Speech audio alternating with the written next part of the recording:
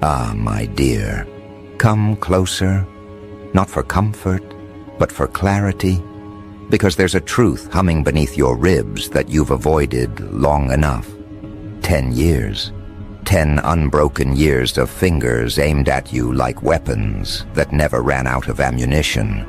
10 years where the crowd didn't need evidence, logic, or memory.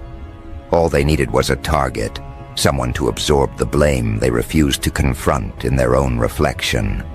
And you were chosen.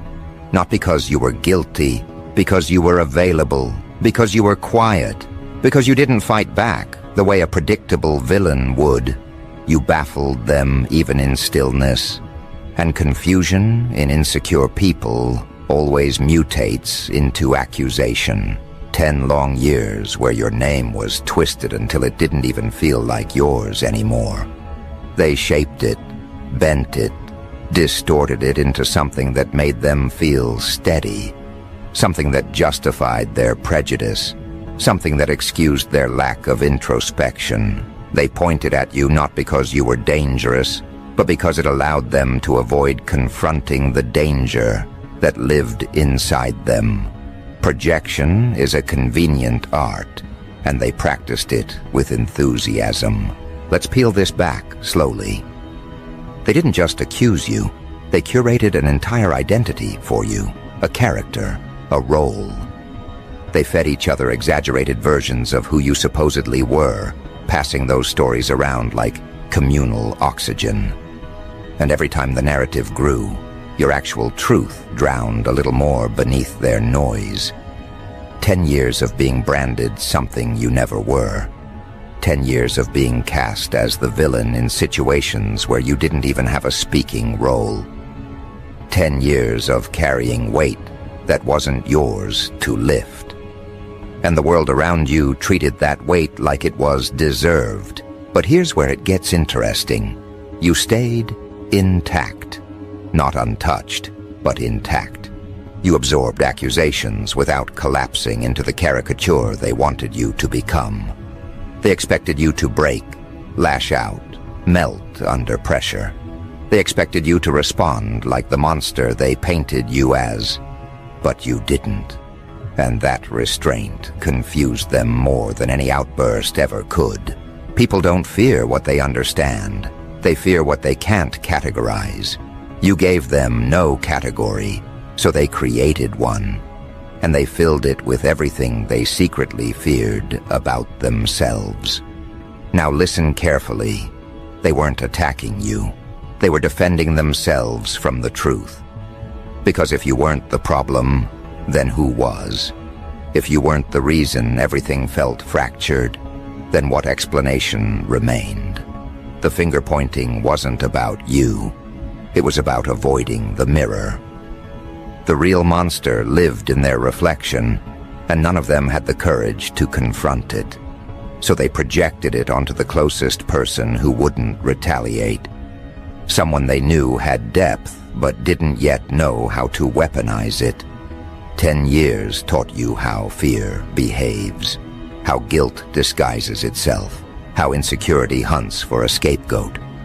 You watched people twist stories, exaggerate events, and craft entire realities from fragments that didn't even belong to the same picture.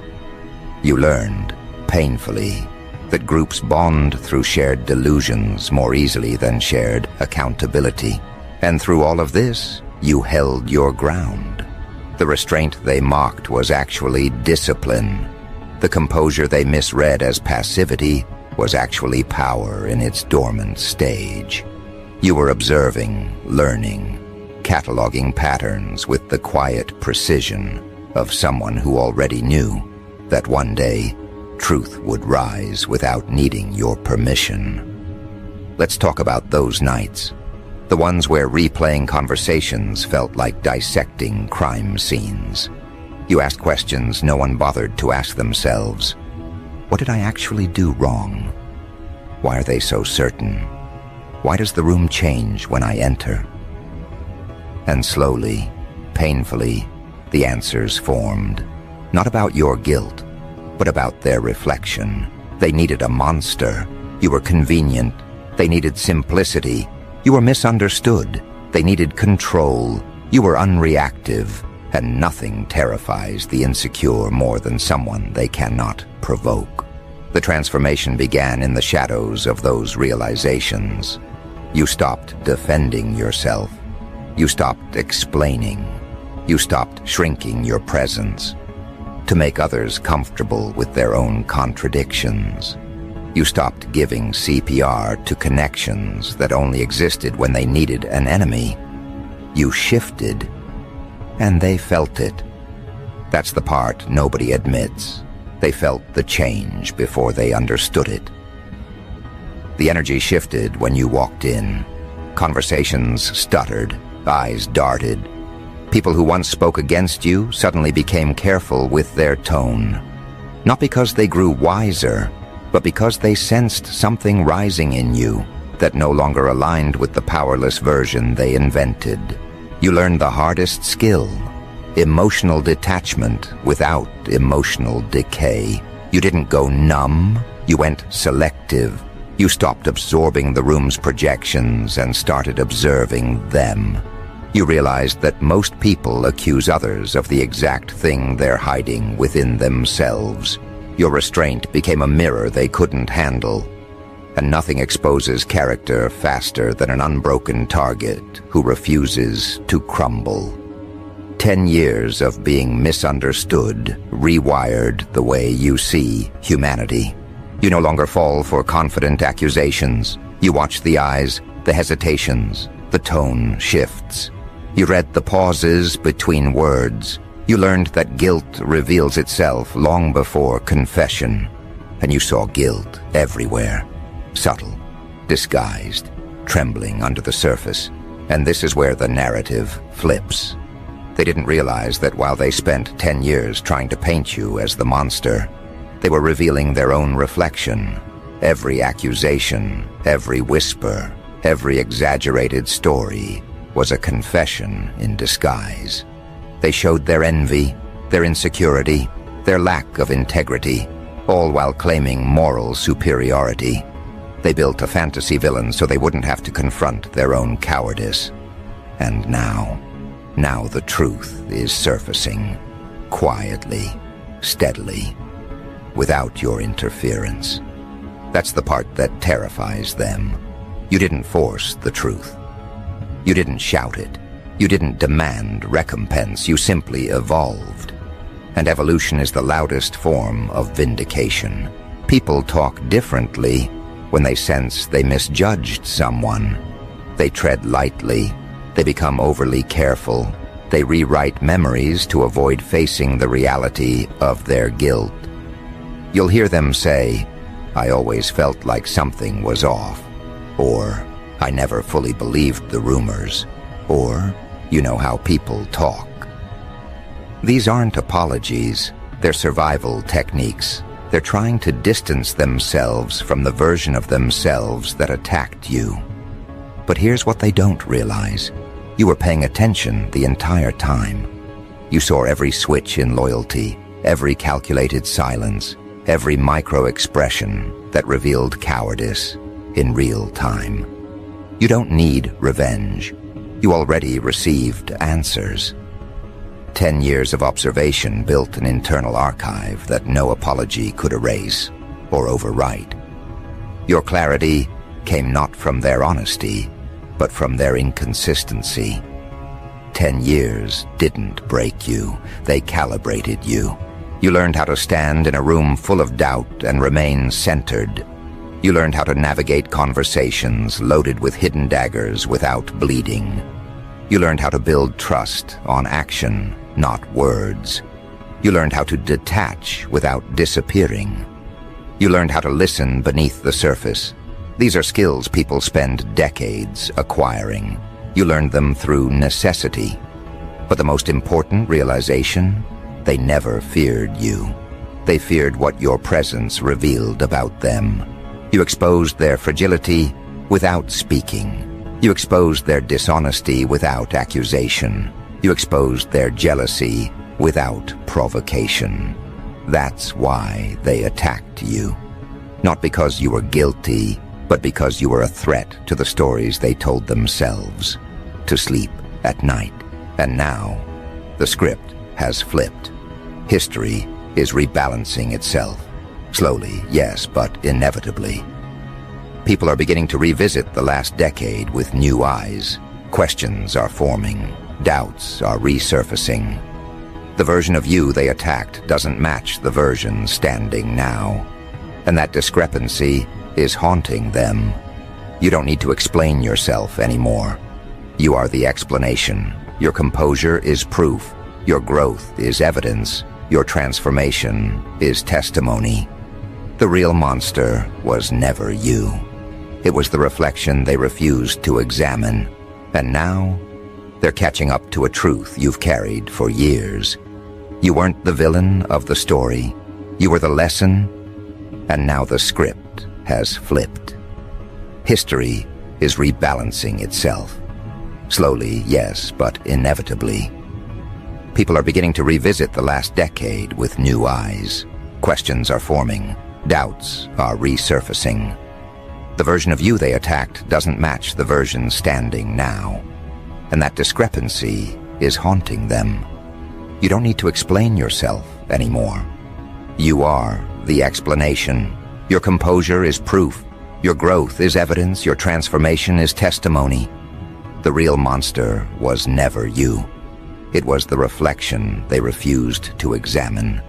And now, they're catching up to a truth you've carried for years. You weren't the villain of the story.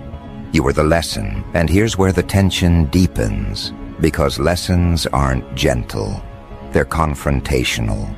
They don't soothe the ego. They slice right through it.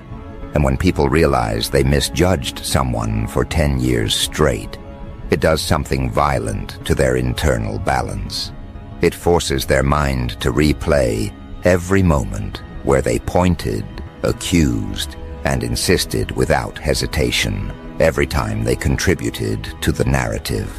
Every time they nodded along, even when something inside them whispered that the pieces didn't add up. That borderline instinct they ignored is resurfacing like a bruise they can't hide anymore. You've become the verdict they never prepared for. Because when someone invests 10 years in labeling you the monster, and then time reveals the truth, what happens next isn't peace, it's panic. They start questioning themselves, not out loud, but in those quiet hours where regret surfaces with nowhere to hide. They don't just ask, "Were we wrong about you?" They ask the real question beneath it, "What does that make us?" That's where the fear begins. Because if you weren't the monster, then the cruelty they showed wasn't justified. It was exposed. They can't pretend it was caution. They can't call it instinct. They can't package it as protection. It becomes what it always was, cowardice dressed as righteousness. And you feel it, don't you? That shift in temperature when they look at you now. They're not hostile anymore. They're cautious. They're calculating. They're trying to measure how much you remember, how deeply their actions etch themselves into your memory, how much restraint you're holding in your chest. And beneath their uneasy smiles lies a question trembling in their veins. If we made them the monster, what does that make us now that the truth is unraveling? This is the part they never anticipated, the part where the quiet one, the misunderstood one, the easy target becomes the mirror. And a mirror doesn't distort. It shows everything as it is. That's why they flinch at your presence. That's why conversations shift. That's why people who once spoke confidently now hesitate before letting words slip out. They know something now, something they refused to admit for 10 years. You saw everything. You endured everything. And you remember everything. Every pointed finger, every whispered accusation, every exaggerated story, every moment they chose convenience over honesty. It all sits in your memory with perfect clarity, not because you held on to resentment, but because you learned to read people through their choices. 10 years of finger-pointing sharpened your understanding of human nature far more than any book, sermon, or lecture ever could. You didn't just observe behavior, you learned its motives. Let's take it deeper. They didn't paint you as a monster because you resembled one. They painted you as one because it allowed them to hide their own shadows. It protected their self-image. It gave them a moral pass. It let them feel righteous without doing any internal work. They projected everything they feared about themselves onto you. And when you didn't break, when you didn't react the way they expected, that only fueled their behavior. Because nothing enrages the insecure more than a person they cannot break or control. But here's the part that burns them now. The version of you standing in front of them is stronger than anything they imagined. You didn't become cold. You became accurate. You didn't become harsh. You became discerning. You didn't become distant. You became selective with precision, sharp enough to draw a boundary they can feel across the room. And this restraint you carry, this quiet heat under your composure, is what unsettles them the most. Because they don't know what you're capable of now. They don't know what you've learned. They don't know what you've let go or what you've chosen to keep. All they know is that the power dynamic has shifted, and you didn't announce it. You embodied it. They can feel the difference. It's in the way you walk into a room without apologizing for existing. It's in the way you look at people without flinching or seeking approval. It's in the way your presence holds weight. Not because you force it, but because their guilt presses down on them when they're near you. They can pretend they've moved on, but their body language betrays them every time. There's a discomfort in their stance, a hesitation in their voice, a stiffness in their shoulders.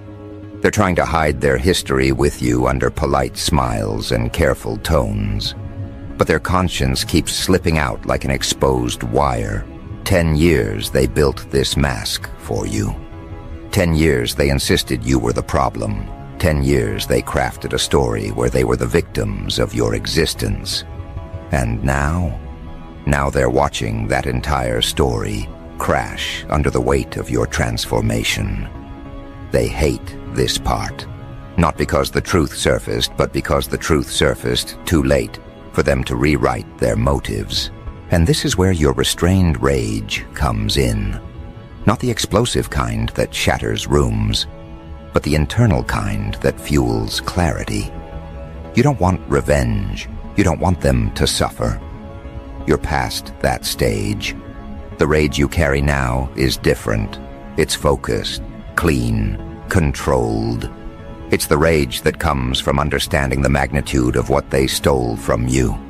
Time, reputation, trust, innocence of perception. They'll never understand how heavy it was to navigate those 10 years while staying intact. They'll never grasp the emotional weight you pushed through. They'll never know how many moments you held yourself together when falling apart would have been justified. But the difference between you and them is simple. You chose resilience where they chose convenience, and now the consequences are unfolding. They feel exposed. They feel observed. They feel the pressure of their own narratives collapsing. They feel the heat of your evolution burning through every lie they told. Not because you're doing anything deliberately, but because truth has a way of echoing louder once the room goes quiet. And this is where the deeper rage simmers. 10 years of being misunderstood turned you into someone who won't tolerate distortion anymore. Not from others, not from yourself, not from the world. Your boundaries are sharper. Your instincts are cleaner. You can see through manipulation before it finishes forming. You sense motive in a single sentence. You read intentions from a single breath. People can't lie to you anymore. Not convincingly. Not with the ease they once had.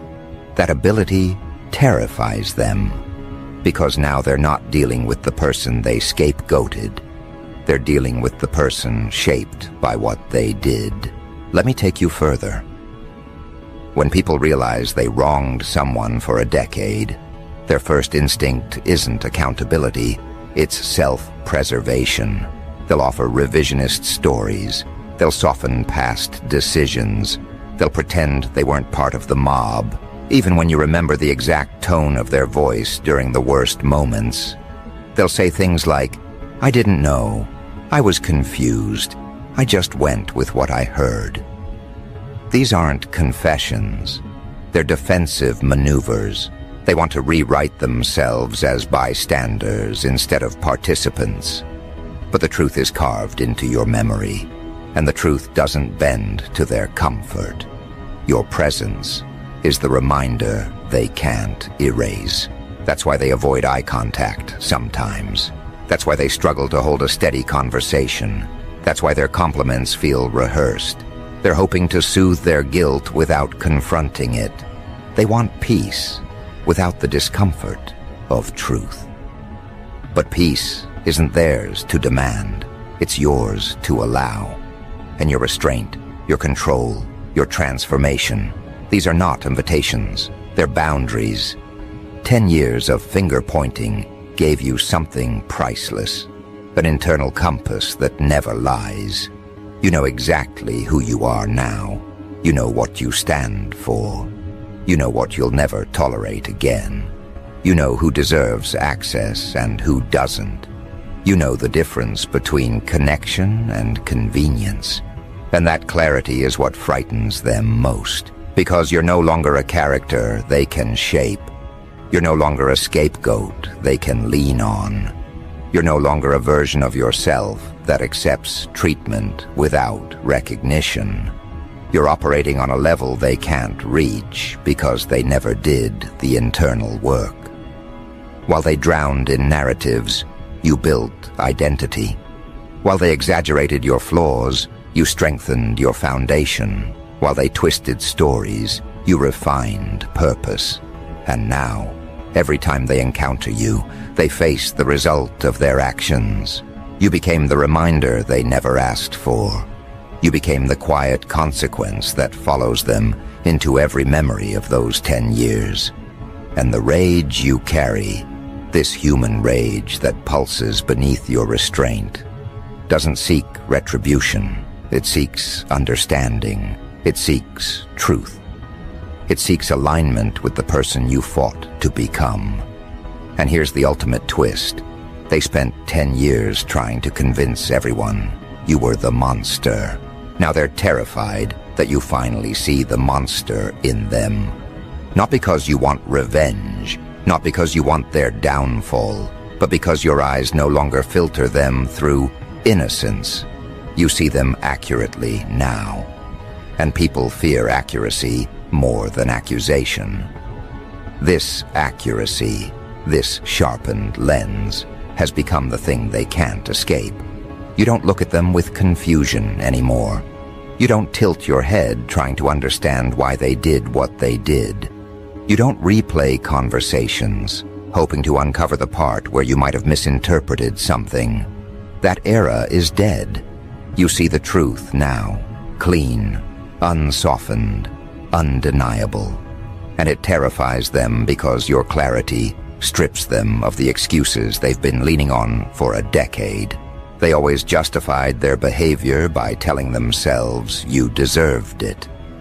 That you were suspicious, that you were unpredictable, that you were hiding something. It didn't matter that none of it was grounded in reality. What mattered was that the lie made them feel safer than the truth. But now, with the truth standing in the room like a figure they can't avoid, all their old narratives collapse under their own weight. Your transformation didn't just change you, it exposed them. Because now, when they look at you, they see someone who survived everything designed to break them. And that's the part they cannot reconcile. If you weren't the monster, if you weren't the villain, then what does that make them? What does that make the people who nodded along, pointed fingers, and whispered confidently behind your back? What does that make the ones who stood by passively, choosing comfort over courage? It makes them the thing they feared the most, the problem. That truth haunts them like an echo they can't quiet. They try to pretend nothing happened. They try to act friendly now. They try to show support. They put on kind expressions, speak with gentle tones, and go out of their way to appear warm. But their eyes betray them every time. They're searching for forgiveness without earning it. They're hoping your growth will absolve their guilt. They want the new version of you to erase their old choices. But grown people don't erase history. They confront it. And that's the part they still don't understand. Your evolution didn't make you softer. It made you wiser. It didn't make you eager to reconnect. It made you selective. It didn't make you forget the past. It made you capable of holding it without letting it dim your spirit. Your calm doesn't signal reconciliation. It signals mastery. And when a person carries mastery after a decade of being scapegoated, everyone who contributed to that scapegoating feels their breath shorten in your presence. Because they know what you know. They know exactly who they were during those 10 years. And you remember every detail. Think about that. For a decade, people spoke with absolute certainty about things they never verified. They believed assumptions more willingly than evidence. They treated doubt like truth. They carried stories as if they were facts, and they used your name as a shield to avoid examining their own flaws. They didn't just point, they enjoyed pointing. It bonded them, it united them, it gave them a sense of importance. Now they walk differently around you. Not because you changed your tone, not because you demanded respect, but because your existence challenges the story they told themselves. They can't claim wisdom anymore. They can't claim moral superiority. They can't claim intuition. Their whole identity is cracked open by your resilience. And here's where the deeper shift begins. It's not just that you see them accurately. It's that they know you see them accurately. That knowledge sits in their subconscious like a quiet alarm. It pulses every time they think of the past. They replay scenes where they spoke too confidently. They remember the days they distanced themselves without cause. They recall the moments they doubted you publicly, just to blend into the crowd. And now, with your clarity standing firm, they can't hide behind ignorance anymore. You can feel their uneasiness. You can sense the hesitation in their voice. You can see the guilt in the way they overcompensate. You can read their fear in the way they glance at you, then look away. They're not afraid of you. They're afraid of being seen.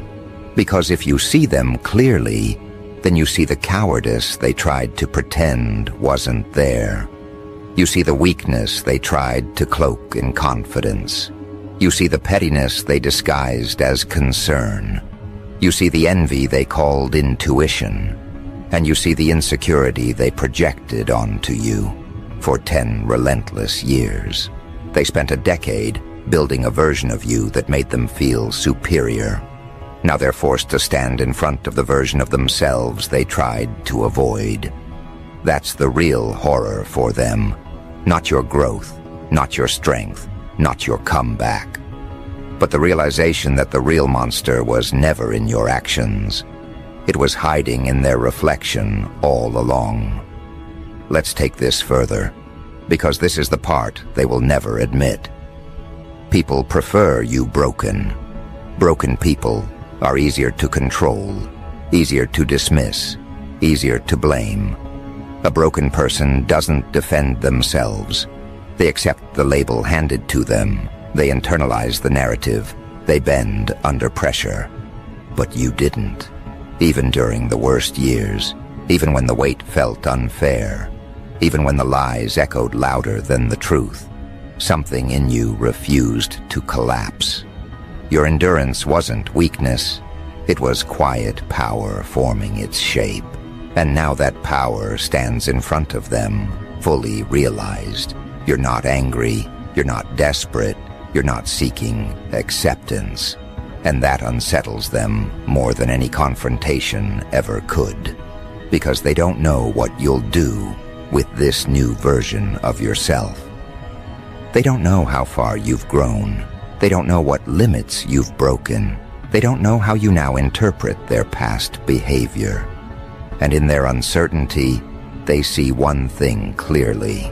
You owe them nothing. That truth shakes them more than your silence ever did. Because they always expected that once the dust settled, you'd come back into the fold. You'd be grateful for their minimal kindness. You'd accept their excuses. You'd lower your standards again. You'd let them return to your life without consequences. But instead you leveled up in ways they can't reach. You built a version of yourself they can't manipulate. You forged boundaries they can't cross. You developed discernment they can't trick. And you carry a presence that forces them to confront themselves. You became the very thing they tried to destroy. Not a monster, but a mirror. And mirrors don't lie. They reflect what stands in front of them. They show the truth, whether someone is ready to face it or not. And now, every person who contributed to your suffering feels exposed by your calm. They feel analyzed by your stillness. They feel judged by your survival. Because nothing makes a guilty person more uncomfortable than someone they expected to break walking in with unwavering strength. They thought you'd want validation. You outgrew the need for it. They thought you'd need their acceptance. You built your own authority. They thought you'd come back seeking closure. You closed the chapter without them, and that, right there, is the punishment they never foresaw. The price of misjudging you wasn't your downfall. It was losing access to the version of you that once tried to understand them. Now when they approach you, they're greeted by a person who is fully awake, fully aware, fully aligned. Someone who sees their patterns, reads their motives, and recognizes their tactics instantly. You speak less, but your words carry weight. You choose where to invest your attention. You move with intention rather than reaction. And they can feel the distance between the old you and the new you, like a door they can no longer open. That's why they rewrite their history with you. That's why they adjust their stories. That's why they soften their past actions. They're not trying to heal. You already did that without them. They're trying to escape accountability. But here's the part that stings them the most. You don't need an apology. You don't need them to understand. You don't need them to admit anything. Your life speaks louder than their regret ever could. Your growth proves they were wrong. Your confidence proves their doubts were projections. Your stability proves their labels were nonsense. Your presence proves the truth they refused to see. And now they're left with only one thing, the realization that the monster they tried to paint was the reflection they avoided for 10 years. They attacked you because you were easy. They feared you because you were resilient. They misjudged you because you were quiet. They scapegoated you because you didn't retaliate. And now they tiptoe around you because your restraint has power. That's the kind of poetic reversal life rarely delivers, but it delivered it to you. Not because you demanded justice, but because truth eventually outgrows the hands that tried to bury it. Your journey isn't about proving them wrong. It's about becoming so aligned with who you are that their assumptions collapse naturally. Your presence is the correction. Your evolution is the closure. Your strength is the verdict. They wanted a monster. They expected a downfall. They predicted your collapse. Instead, you walked out of a decade-long crucible with a spine forged from endurance, a mind shaped by insight, and an identity rebuilt from truth. You carry yourself with the authority of someone who saw the worst in people and chose not to let it corrupt you. And that choice, that discipline, that maturity, that sheer internal power is the real reason they fear you now. Not because you'll expose them, but because you won't lie for them anymore. You won't pretend they were right. You won't shrink to ease their guilt. You won't dim yourself to make them comfortable. You won't play the character they assigned you. You won't fit the script they wrote. You erased it and wrote your own. They spent 10 years pointing fingers. Now they can't point at anything without remembering where those fingers were aimed before. You know who you are now. You know what you carry. You know what you've become. And you know exactly why they tremble in the space between who you were and who you are now. Because the truth is simple. You weren't the monster. You were the